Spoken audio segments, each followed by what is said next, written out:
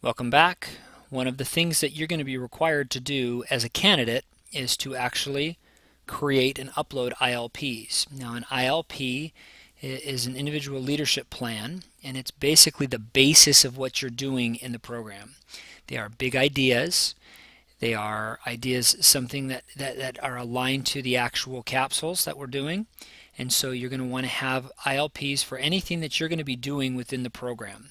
Okay, and so an ILP tends to be something that's fairly broad. You're going to set action steps within that ILP.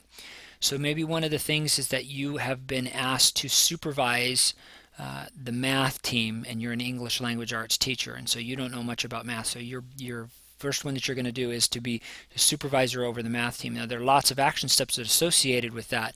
Maybe learning content, maybe building relationships with them, things along those lines. Maybe instead you're going to be you're responsible to oversee the EL population and run ELAC and DLAC meetings. And so you're going to have, that's a big current reality for you, and you've never done that, and that's going to cross over multiple things: working with the community, facilitating a vision, understanding the curriculum, all these other areas. So let's do that one. So we're going to add an ILP. So let me take that back just so we get it back. We go to ILP list as a candidate. You will click on add an ILP, and here are your actual the ILP elements that you're going to put in here. Here are your actual DOPs that you have up here in the top, and these are going to look a little bit different, but they're going to be your basic standards that you would have, the capsule standards. So you choose whichever one is most appropriate for what you're working on. You're going to type in your current reality. So I'll type it out in real language. I have been asked to work with the EL population at the school sites. Okay, so they don't like that together.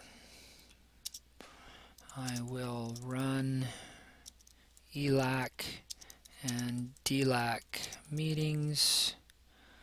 I will oversee classification of students, and so forth.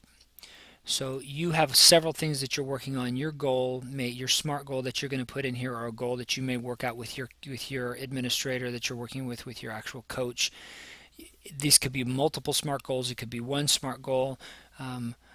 Would be to hold ELAC meeting by December with at least 50% of EL parents present. Okay, so that's a big goal to have. And as you're putting those together, you can say this is the first date that it's created. And again, you can do whatever you want with your goals. It's your choice. It's going to work it out with your coach, however many goals you want, how you want to set those up. The date that's created is a default. That's fine. Now you're going to set up an action step. Now remember, for your action plans, you're going to have multiple action steps. So if we're going to be actually holding an ELAC meeting, maybe what I need to do is schedule the meeting. That's going to be our first one. Would be the secretary. None needed. Now I can put a due date in there if you and your coach decide that you want to do that, but you don't need to.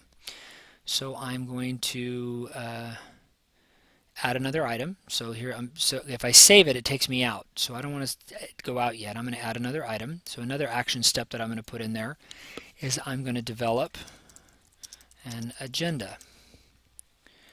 Those people might be teachers, parents, other administration, however you want to do that. I'm going to add another item. Well, with this agenda, I want to make sure that I get feedback from the parents. So I'm going to contact, parents about needs. Parents, you get the idea. You can build your action steps. So see, these are all in progress. They default to in progress because we're still working with them. And I click Save. Now I have my ILP. Here are the various action steps that I have for it. I'm going to stop at the top. Here's my actual current reality. Here's my SMART goal. It's addressing these DOPs. Here's my action plan so far to be able to address this. Now realize I could have lots of action steps with each of these, and if I so choose, I could have an ILP for each one of these. I could have this first part is going to be an ILP. This another one, I'll run ELAC and DLAC meetings. That could be an ILP. I will oversee the reclassification students. That could be another ILP. It depends upon what you and your coach want to do. These are your big leadership goals that you have. Here are the action steps. Now, remember, one of the things that we're looking at, this is a very, very focused on brand new work as an administrator. But we also want to be able to go and develop you as a leader overall. So if I go back into home and I go to my ILP list, here's my ILP list. This is what I just created for myself. Each one of these orange squares is an action step that I've put in there. If I go in and actually complete this action step, so let's pretend that this one here, I do actually schedule a meeting. So with this meeting, I go in and yes, I can change it to attained. So I edited that.